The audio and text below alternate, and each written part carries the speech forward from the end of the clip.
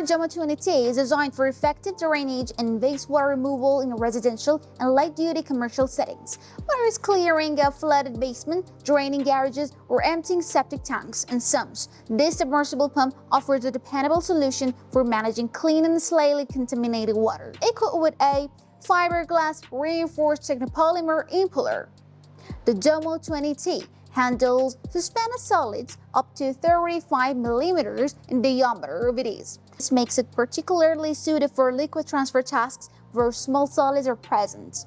It performs at a maximum flow rate of 670 liters per minute, reaching a delivery height of up to 13.2 meters, allowing for efficient and quick drainage even in deeper or larger volume spaces. Operating safely in submerged conditions up to 5 meters in depth, the pump supports liquids with a maximum temperatures up to 35 degrees centigrade, making it suitable for most common household and light industrial wastewater scenarios. Its installation class F, or 155 degrees centigrade, ensures thermal protection and operational integrity in prolonged applications. With a power output of 1 horsepower or 0.75 kilowatt, the DOMO 20T balances performance and energy efficiency, offering a compact yet powerful drainage solution.